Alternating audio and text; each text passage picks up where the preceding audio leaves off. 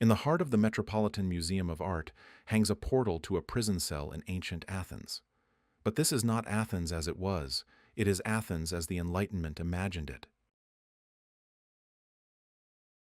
The year is 1787.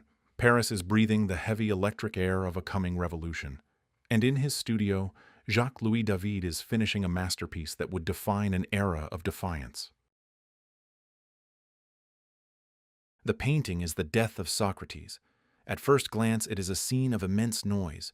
We see men weeping, clutching their heads in despair, and turning away in agony. Yet, at its center, there is a terrifying, magnetic silence. Socrates sits upright. His torso is unnaturally powerful for a man of 70. He does not look at the poison. He does not look at his executioner. He looks toward an invisible truth, his finger pointed toward the heavens. Thomas Jefferson called this the most perfect work of art of its time. But why? Why did a story from 399 BC become the ultimate propaganda for the French soul? Today, we peel back the layers of oil and pigment. We aren't just looking at the execution of a philosopher. We are witnessing the birth of a martyr, the genius of a political radical, and the moment where art became a weapon of the mind. Welcome to Imago Historiae. Today, we step into the cell of the man who chose death over silence.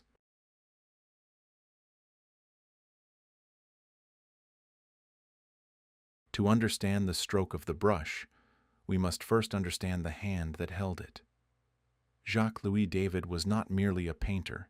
He was a political chameleon, a man whose life was as dramatic as the scenes he depicted. By 1787, David was already a star of the Académie Royale, but he was a man possessed by a growing disdain for the frivolous, sweet art of the Rococo era.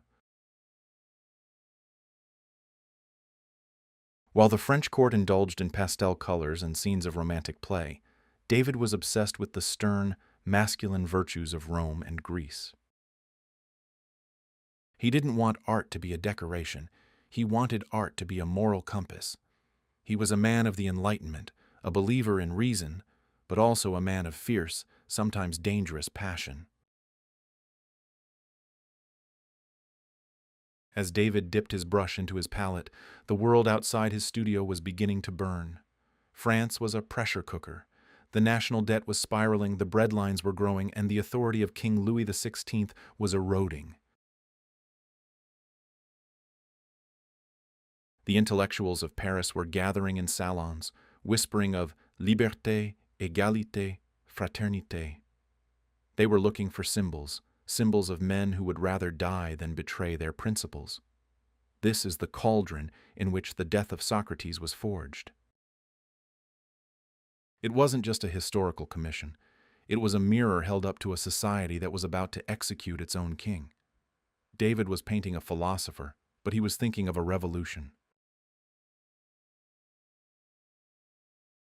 This is where David's genius truly shines. He chose neoclassicism, a return to the new classic. For David, the ancient world was a place of purity. In this style, there are no blurred lines, no messy emotions, no wasted space.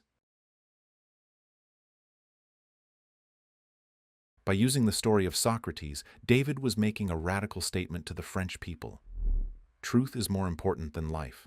He was teaching his audience how to be citizens, how to be rebels, and how to face an unjust government with an iron spine. He was turning the canvas into a stage for a civic sermon.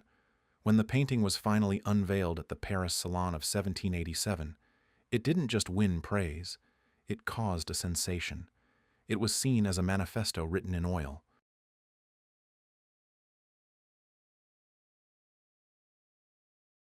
Look closely at the arrangement of the figures. David does not crowd them in a circle. He spreads them out across the canvas like a Greek frieze or a sequence of ancient statues. This is a deliberate choice. By placing the characters in a shallow stage-like space against a flat, cold wall, David forces our eyes to move horizontally. We read this painting like a sentence from left to right, On the far left, we see the weeping, weakened followers of Socrates. On the far right, we see the executioner, his back turned, trembling with shame. And in the dead center, the immovable verticality of Socrates. He is the anchor. He is the only straight line in a world of slumped shoulders and curved spines. Now let us look at the body of Socrates himself. History tells us that Socrates was 70 years old when he was executed. He was often described by contemporaries as unattractive, even snub-nosed. But look at David's Socrates. His chest is broad. His arms are muscular, pulsing with vitality. His legs are strong, unburdened by age. This is what we call idealized anatomy. David isn't painting the man, he is painting the intellect. By giving Socrates the body of a young athlete, David suggests that the philosopher's mind is still at its peak. He is not a victim fading away. He is a warrior of the mind entering his final battle. Notice the tension in his raised arm. It is rock solid, a pillar of conviction that refuses to bend even as death is offered to him in a cup. In the world of art, light is never accidental. Notice where the light comes from. It pours in from the upper left, sharp and cold, like a spotlight in a theater. But look at how it interacts with Socrates. Usually in religious paintings, a saint is given a golden halo. David, a man of the secular Enlightenment, does something different. He uses chiaroscuro, the extreme contrast of light and dark. The light hits the white linen of Socrates' robe so intensely that he becomes the brightest object in the room.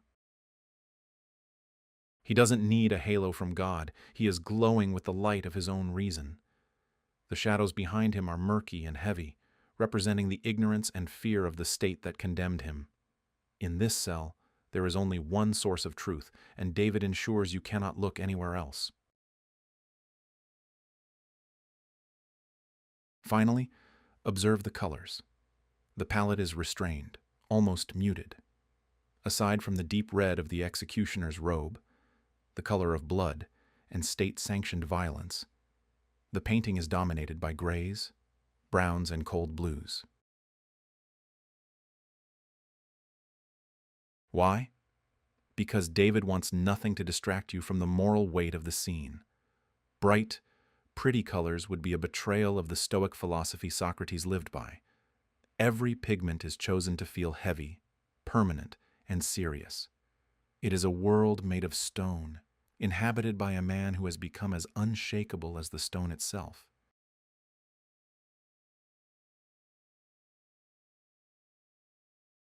Look at the floor, near the foot of the bed. There lie the iron shackles, cast aside and open. For the Athenian state, these chains were a symbol of its power over Socrates' body. But in David's hands, they become a symbol of his liberation. Notice the placement. They are discarded in the shadows, rendered irrelevant. David is telling us that while the state can chain a man's limbs, it can never chain his mind. The moment Socrates accepted the cup, he became the freest man in Athens. The physical world, the world of iron and stone, no longer applies to him. As we zoom out, notice how the open shape of the chains mirrors the open spirit of the philosopher. Beneath the bed, almost hidden in the darkness, lies a scroll and a stylus. This is a subtle but powerful nod to the legacy of the written word. Socrates himself famously never wrote anything down. He believed that true wisdom came from living dialogue, not dead ink. However, David places these tools here to remind us of Plato. It is through the writing of his students that Socrates achieved immortality. The scroll represents the transition of an idea from a moment in time to an eternal truth. It is David's way of saying, even after the man is gone, the words will remain. For a YouTube channel like Imago Historiae, this is a profound reminder. We are still talking about this scroll, and this man, 2,000 years later. Now, look at the figure sitting at the foot of the bed, his back to Socrates, his head bowed in a gray, heavy silence. This is Plato, the most famous student of Socrates. But there is a massive historical lie in this depiction. At the time of Socrates' death in 399 BC, Plato was a young man in his 20s. He wasn't even present at the execution. Records say he was ill. Yet, David paints him as an old man with white hair. Why?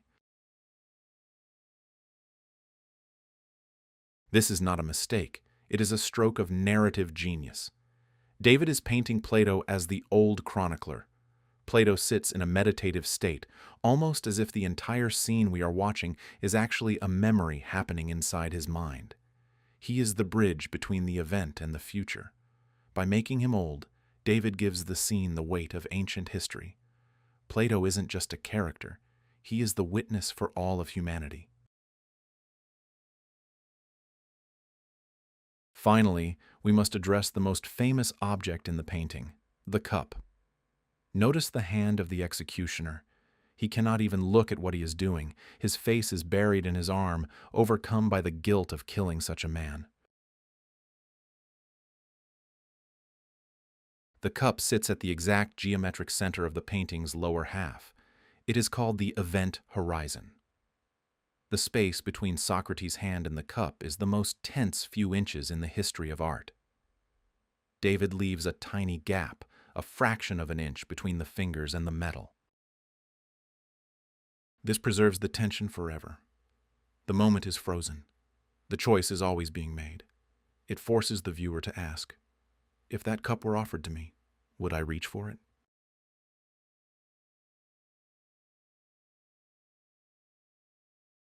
To understand this painting, we must understand the crime that led to this cell.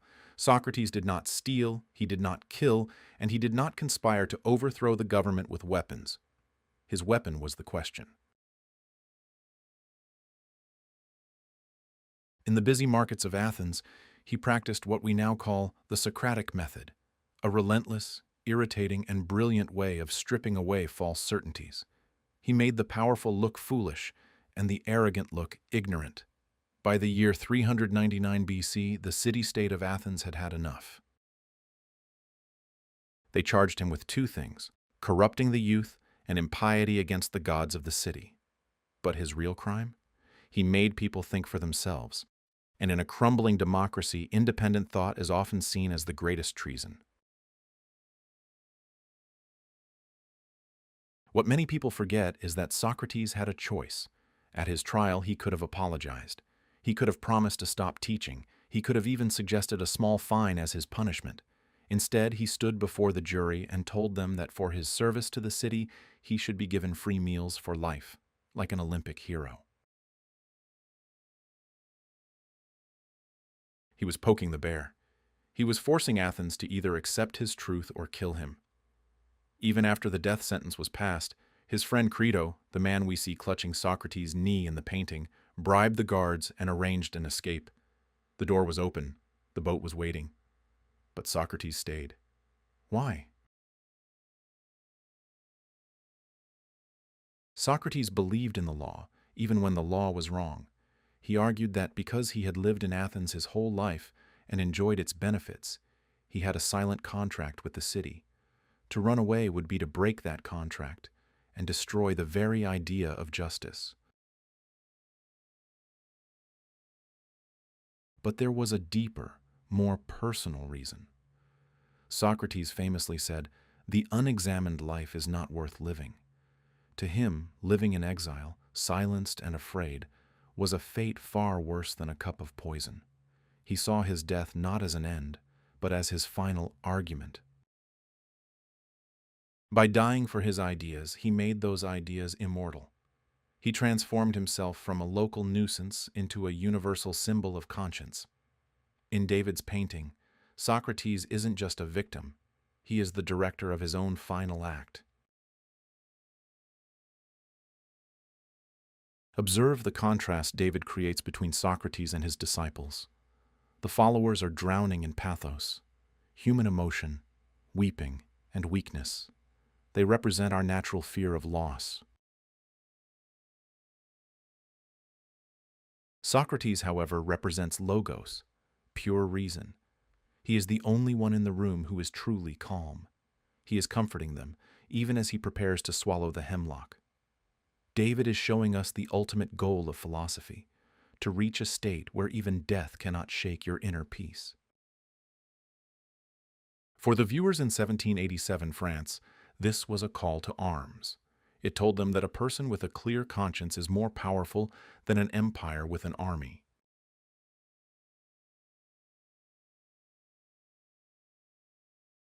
While Socrates is the mind of the painting, Crito is its heart. Look at the man sitting on the low stool, his hand clutching Socrates' thigh. This is Crito, the philosopher's oldest and wealthiest friend. David paints him with a look of intense, agonizing plea. Notice his posture. He is leaning in, his back curved, his face looking up at Socrates as if begging for one last miracle. Crito had offered to buy Socrates' freedom, to bribe the jailers, to spirit him away to Thessaly. For Crito, this isn't a grand philosophical moment. It is the loss of a brother. By focusing on Crito's grip, David highlights the physical connection Socrates is about to sever. It is the anchor of the earth, trying to hold on to a soul already drifting toward the stars. Now look to the right. The man handing over the cup of hemlock is not a villain. In fact, he is one of the most tragic figures in the room. David depicts the executioner turned away, his face buried in his left hand, his body trembling. He is an official of the state, a man just doing his job, yet he is overcome by the moral weight of his actions. He cannot bear to look at the man he is killing. Notice the contrast. The executioner is draped in a blood-red robe, a stark, violent color against the cold stone. He represents the shame of a society that kills its best citizens. Even the hand that holds the cup is hesitant. It is a masterpiece of psychological tension. If you look into the deep background, through the archway and up the stone stairs, you see a small group of people leaving the cell. One woman turns back to wave a final, sorrowful goodbye. This is Xanthippe, Socrates' wife.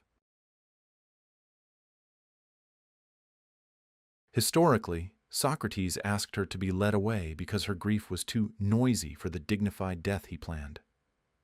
David places her in the distance to emphasize Socrates' total detachment from the domestic world.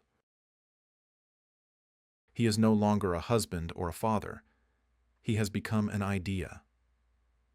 By pushing the family into the shadows of the background, David shows us the cold, almost cruel side of Stoicism, the requirement to leave everything behind for the sake of the truth. Scattered throughout the room are other students, Apollodorus, clutching the wall in despair, and others hiding their faces. David uses them as a human curtain. Their various poses of grief create a frame that pushes our eyes back to the center. But notice something strange. Socrates is the only one who is open. Everyone else is closed off, hunched over, faces hidden, arms crossed. They are trapped in their mortal sorrow, while Socrates is the only one whose body language is expansive and free. They are the shadows. He is the sun. In these final moments, David shows us that the disciples have not yet learned the lesson their master is dying to teach them.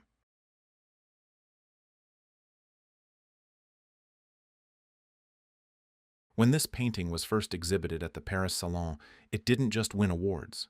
It sparked a fire. Only 2 years later, the Bastille would fall. The men who led the French Revolution, like Robespierre and Marat, saw themselves in this image. They saw a man who would rather swallow poison than compromise with a corrupt state. David's masterpiece became a blueprint for the modern martyr. It taught a generation that an idea is worth more than a life. But as history would show, this was a dangerous lesson. David himself would eventually vote for the execution of his own king, using the same cold, logical resolve he gave to Socrates. The painting, in a way, was a prophecy of the blood that was about to soak the streets of Paris. Look at the corner of the bed once more. There are two signatures. One is David's full name, placed near Crito, the friend, but the second is just his initials, LD, placed on the bench where Plato sits. By signing his name twice, David was claiming his place in history. He wasn't just the painter, he was the new Plato. He was the one telling the story for a new age. Jacques-Louis David knew that while empires crumble and kings are forgotten, the image, the Imago, remains. He succeeded in making Socrates live forever, not in flesh, but in the collective memory of humanity. So, we return to the question we asked at the beginning. Is this a painting of a death or a birth? Socrates died so that his questions could live. He chose the cup of hemlock because he knew that a silenced philosopher is a dead philosopher anyway. Today, in a world that is often just as loud, just as chaotic, and just as quick to judge as ancient Athens or revolutionary France, the painting stands as a silent mirror. It asks us, what do we stand for? What is the truth that we would refuse to betray, even if the whole world demanded our silence? Are we like the disciples, weeping in the shadows of our own fear? Or can we find somewhere within us the strength to point toward the heavens? Thank you for joining us in the cell of Socrates today.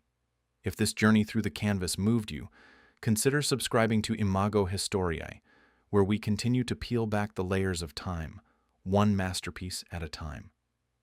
History is not just behind us, it is within us, waiting to be seen. Until the next frame, goodbye.